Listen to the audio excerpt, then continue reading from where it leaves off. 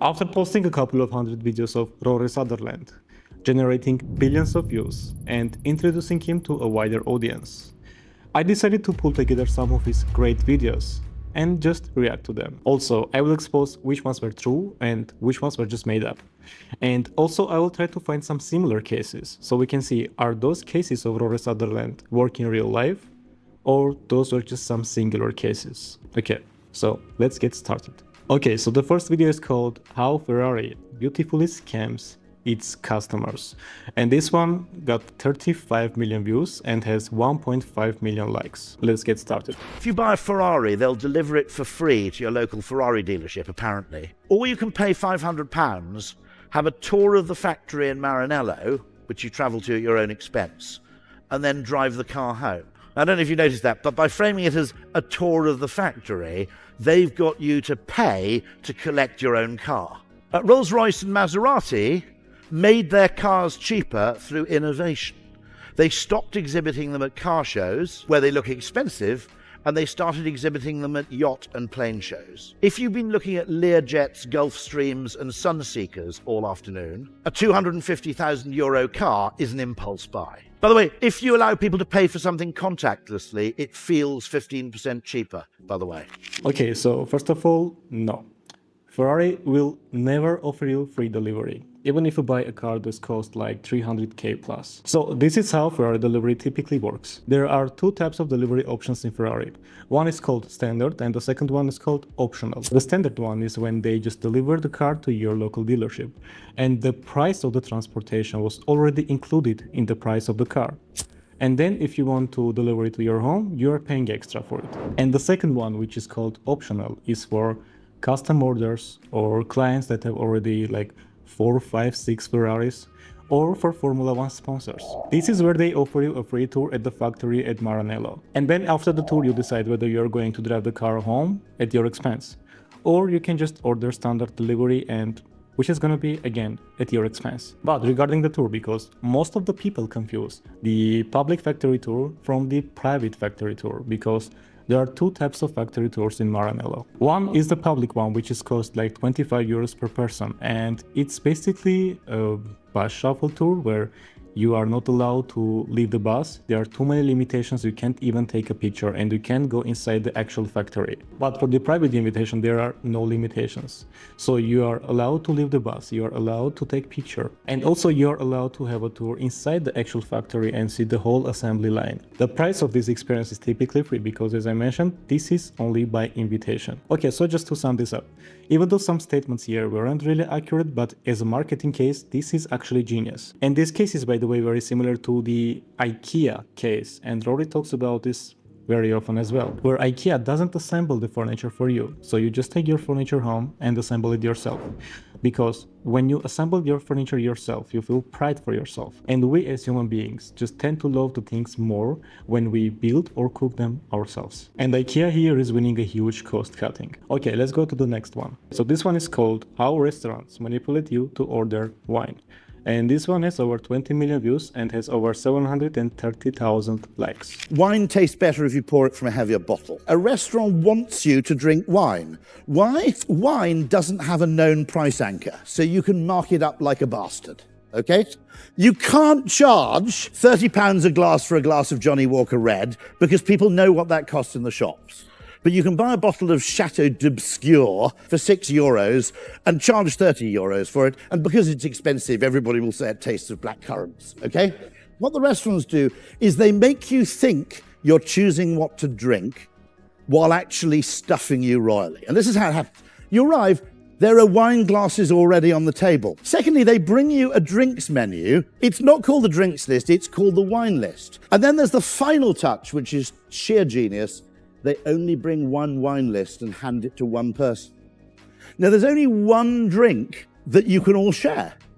So once the guy has the wine list, there's only one question you ask the rest of the table, which is red or white. Wine tastes better if you pour it from a heavier bottle. This is true, but psychologically. Heavier bottles always feel premium because our brain associates with with quality and value. In fact, in 2015, researchers found wine bottles with heavier glass were rated as more expensive and better tasting, even though the wine was identical. And regarding the margins, research shows that restaurants often mark up wine by 3 to 5 times more, while cocktails and beer typically see only a double markup. Some smart restaurants even put one outrageously priced wine, so the second and the third most expensive wine now feels more reasonable. And surprisingly, once you paid that kind of price for a wine, now you're kind of forced to say that you liked it, because otherwise you will feel that you just got scammed. And more often what happens when people get scammed is they just rarely admit it immediately, so they're trying to find reasons why it wasn't a scam, or what did they learn from this experience. And the most shocking part for me was that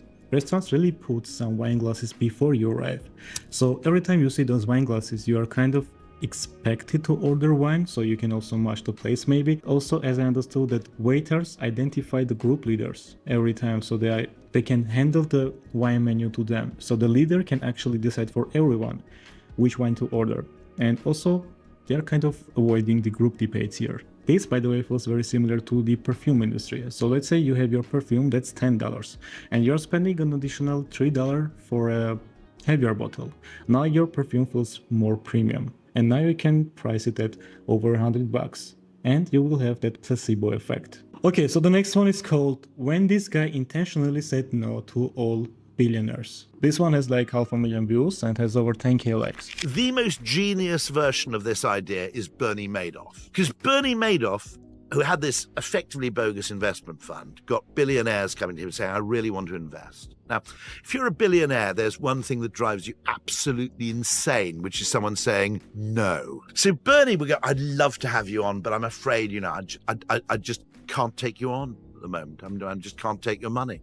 And this would drive them. So as a result, all their normal skepticism about whether Bernie was genuinely legit was completely drowned out by their desperation to be accepted by Bernie. That's so interesting. That's why members clubs, why golf clubs. Yeah. If you advertised in Metro for the membership of Club at the Ivy, okay, it's game over. Okay, you have to pretend that membership is scarce. Of course, there are nightclubs which have the bogus queue, aren't there? They create a queue outside.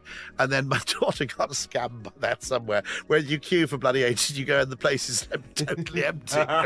Okay, so Bernie Madoff and his Ponzi scheme that really lasted for decades, and he stole over $60 billion from investors, including billionaires, celebrities, and banks. So what he did, he didn't beg for investors. He did the complete opposite. He would say things like he was at capacity, or he would consider them later. And here's the psychology behind it. We want what we can't have.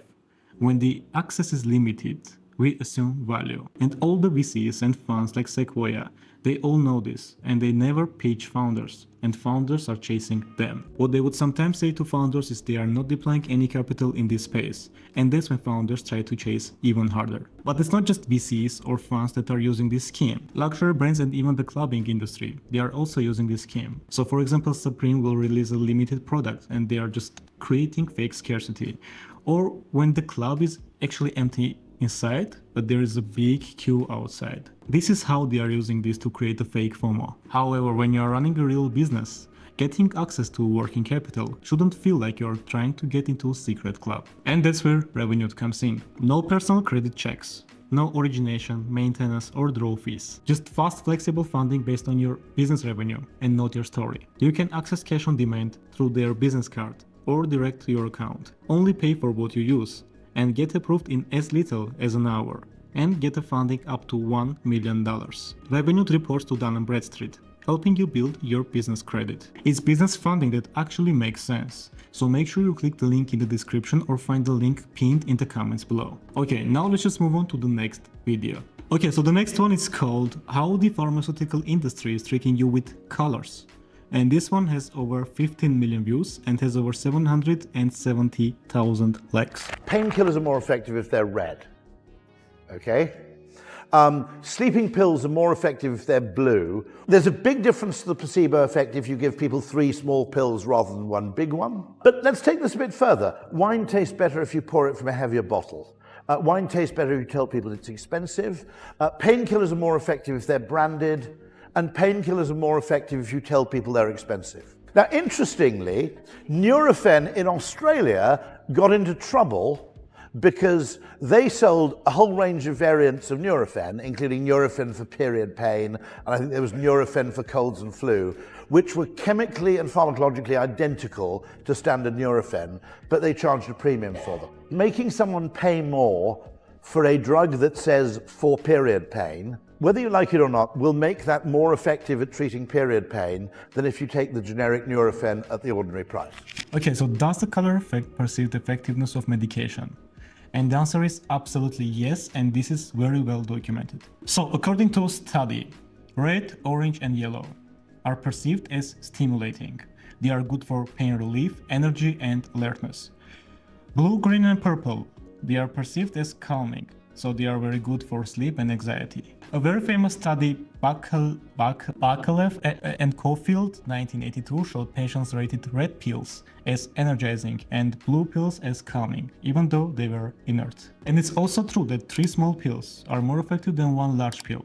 Not chemically, but psychologically. And regarding the branded medicines, there was actually a study in 2008 at MIT found participants reported better pain relief from a pill labeled at $2.5 than one labeled at 10 cents, even though both were placebos. So, branded products, even when chemically identical, consistently score higher scores in patient satisfaction. This also reminds me one study at Stanford actually, when they gave 2 groups of people 2 identical cheese, and the first one was labeled as farmhouse artisan cheese and the second one was labeled as processed cheese. And the result, the artisan version was rated higher on taste, texture and quality, even though both came from the same bulk pack. And we all remember this famous case when one guy opened a fake luxury store and told all the participants that these handbags are from a luxury brand. And those same participants started to rate the stitching, design and the materials as premium. When he finally revealed it was from a budget chain, the same bag was criticized for poor craftsmanship. And regarding the Nurofen story in Australia, which is true, and here are more details. So in 2015, Rakit Bankisar, makers of Nurofen, were fined 6 million Australian dollars. They sold Nurofen for period pain, Nurofen for migraine, at higher prices, even though the active ingredient was the same across all variants. The court ruled this as misleading conduct under consumer law. I mean, yes, technically and by law, this might be misleading, but on the other hand, if the placebo works, should they have been fined for $6 million? I don't know, this is a very complicated question for me, and personally, I would never punish anyone for being psychologically right. Okay, now let's move on to the next video. So this one is called The Genius Marketing Trick by 5 Guys. This one has over 12 million views and has over 538,000 likes. So it's a bit like IKEA if you think about it. You can't go to IKEA and not buy anything, can you? Because of the pain of the journey. You know, you've driven all that way, you're navigating an insane kind of maze through the store.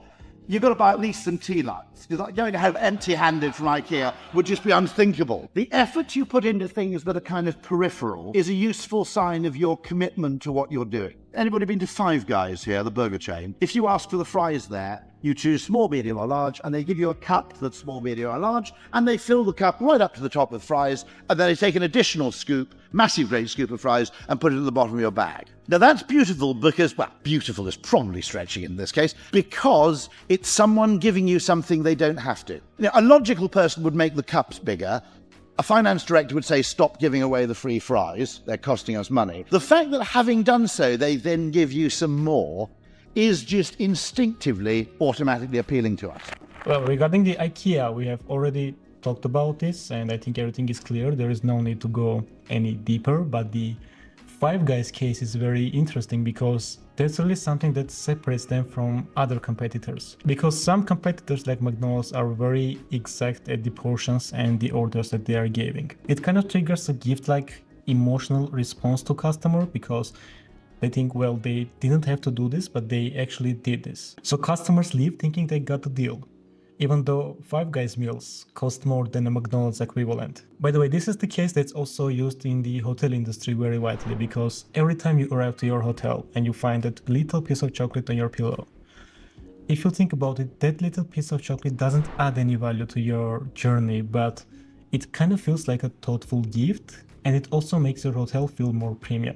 So yeah, great case, and let's move on to the next video. Okay, so the next one is called How Not Selling made him the best salesman in America. This one got over 11 million views and has almost 300k likes. America's most successful car salesman was once asked what was the secret to his success. And he said, very simple, he said, everybody who's in car sales tries to sell a car. When I try and sell a car, I'm asking myself a different question, which is, how can I be sure they come to me for their next car? One of the ways you can do that is actually, in the short term, it's bad. If you downsell people a bit and say, actually, you don't need this, I'd buy this slightly cheaper one because it's nearly as good and it's £1,000 cheap. Anything like that, by the way, establishes enormous trust and affection and a feeling of mutuality. A great scene on Jay Leno's Garage, where he completely trusted the McLaren company. He won't buy a Ferrari, Jay, because you have to engage in all sorts of weird, strange, you've got to buy 9 really boring ones before they'll sell you a rare one. And he doesn't want to play those games. But the McLaren guy said, I quite like I think it's the ceramic brake discs. And the guy at McLaren said, are you going to track race this car? Or are you just going to drive it around the streets? He says, I'm just going to drive it around LA. I might take it on the track once. He goes, let me save you $20,000 straight off the bat. You don't want the ceramic disc brakes. They take ages to warm up. You'll end up driving into the car in front. Instant trust. Now, the best car salesman in America probably looked like a mildly unsuccessful car salesman for the first 3 years of his existence. By the way, this is the thing that I used to do back in the day when I was working at a store and I was selling agricultural tools. And it wasn't a professional sales. It wasn't in a suit and a tie context. So in stores like that, you better build trust. So what I would do, I would just approach to the customer, trying to understand the product he's looking for, and then asking him various questions about where he's gonna use this. And especially if I see that the customer isn't really rich, I would just try to kind of shift his focus to an alternative product, because I know this one is less expensive and more affordable for him, certainly. And I thought, well, if I just told him the price of this product that he's looking for, he would just find any reason to go out. But here, if I just try to downsell the thing, there is a chance that he can become a loyal customer for life. So yeah, this is golden, and I actually found the guy Rory talks about here. So his name is Joe Girard, maybe. Focused heavily on customer retention and referrals, not one-time sales. Holds the Guinness World Records for the most cars sold by a single person in 1 year. So his peak sales, he sold 1,425 cars in 1973 by himself. He was averaging 6 to 8 cars per day, 6 days a week. And his total career sales over 13,000 cars in 15 years. All at a Chevrolet dealership in Detroit. There is a famous quote, by the way, about him that says, while other car salesmen were trying to hit quotas, Joe was writing thank you cards. While others pushed upgrades, Joe remembered your daughter's birthday. Wow. Yeah, this so far must be my favorite one. Okay, let's just move on to the next video. And this one is called This Genius Solved Our Elevators. This has over 22 million views and has almost 1 million likes. So there's this company in the Midwest, and everybody's complaining the lifts or the elevators are too slow. So they go to Otis, the elevator company, who say that for a few $1 million, we can replace the cabling, replace the winding gear, put in new motors and lift cars, and we can speed up your elevators. And just before they're about to spend $2 million, someone says, before you do that, just try putting floor-to-ceiling mirrors between the lift doors, on the walls, on every floor. And everybody said, what the hell are you talking about? What they're saying is the lifts are too slow. What they really mean is, I get bored waiting for the lift. So they put floor-to-ceiling mirrors in between the doors, and whereas before, the same people who'd been jabbing impatiently at the button and getting furious, once they had mirrors, the time was occupied in grooming or mild voyeurism, and all the complaints stopped. So yeah, Rory is right. People don't need speed. People need distractions. And sometimes, as Rory likes to say, you need to consider psychological solutions as well, because psychological ones are the ones that are very, very cheap and sometimes can deliver far better results than the technical ones. And this mirror fix method is one of those techniques which was mainly used in office buildings and hotels since the mid-20th century. This is when psychologists were hired to work alongside engineers, and they came up with this idea that the time in the elevator is perceived not by the actual time, but how we feel during the time. So every time you are busy self-grooming or keeping eye contact with yourself for some reason, you are not actually thinking about the fact that this elevator could go 10 seconds faster, which would require a very expensive engineering solution. By the way, you can also find similar behavioral tricks in the online world, like the progress bars or loading bars. they are serving the exact same purpose as the mirrors in the elevator. So they are just giving you something so you can stare at it stupidly. And your brain thinks, okay, as far as something is happening, something is moving, everything is fine. And so sometimes, instead of trying to make your website faster, you can also try to think about how can you change the waiting quality. And the next one is called How Cheddar Cheese Became Twice as Expensive. And this one has over 6 million views and has 260,000 likes. In cheddar cheese, okay, for a long time, all cheese had rind on it. And someone in the 1970s chopped off the rind and sold it at a premium as rindless cheddar. Okay? And about 20 years later, everybody copied this, and so all cheddar had no rind on it. And someone left the rind on and called it like authentic farmhouse cheddar with added rind and charged a premium. If you think about it, it happened with the Kindle a bit, right? Which is an interesting technology because it's kind of reversing in its popularity. And people are actually buying more books than they ever were again. Okay, so let's break this down. This actually happened in the 1970s, where industrial producers removed the rind to streamline packaging and preservation. Rindless cheddar was marketed as clean, modern, and convenient. And so over time, rindless became the default. And then what happened after 20 years is artisan producers reintroduced the rind, calling it names like farmhouse cheddar, aged with natural rind, authentic, or handmade. And so as a result, the cheddar cheese became too overpriced over time, and the prices for cheddar cheese that we have today are twice the price that we should have had. And yeah, regarding the Kindle case that Rory also talks about here, which was launched in 2007 and was meant to replace physical books forever. But what actually started to happen is people started to miss the experience, the smell, and the physical ownership of a real book. And so as a result, printed books today are seen more premium and Kindle is basically dead. Okay, so the next video is called How This King Tricked People into Eating Potatoes. This has over 4 million views and has over 234,000 likes. Frederick the Great wanted people to eat the potato in Prussia. However, this is a foreign food. It looks a bit like a turd. It grows underground. Not a very attractive thing. They hadn't yet invented the chip or the crisp. And it came across massive resistance. And he tried the usual way which governments adopt. And he tried to institute laws requiring people to grow potatoes. And the rebellion and resistance to this was spectacular. Rational argument had failed, compulsion had failed, so he actually tried using System 1. We tend to disproportionately value things that are scarce or exclusive. He declared the potato was now a royal vegetable, that only members of the royal family could eat it. He planted a royal potato patch outside his palace, which was guarded night and day, but left instructions to the guards not to guard it very well. Now, if you tell any Prussian peasant, you're not good enough for this potato, it's a royal food, pretty quickly something they earlier on despised becomes suddenly massively attractive. And it wasn't long before people were going around the place going, want to buy any of these tubers? Okay, so the king Rory talks about here is Frederick the Great from Prussia, who really did promote the potato heavily. So he wrote the potato order in 1756, encouraging its cultivation especially for hunger prevention. Okay, so this is the classic demonstration of the principle that says if you force people to do something, they resist it. If you exclude them from something, they fight to get it. So yeah, sometimes creating fake scarcity is the winner, especially if we are talking about luxury brands. But it's not just about luxury brands. I don't know if you remember this small application called Clubhouse, which was launched in 2020, and even Elon Musk was actively using it before buying Twitter.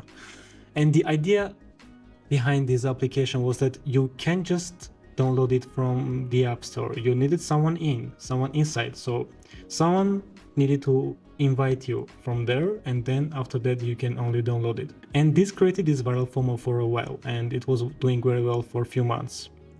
But now Clubhouse is basically dead, and it didn't work for them. But for Frederick the Great, it worked very, very well, and now you are enjoying your French fries thanks to him.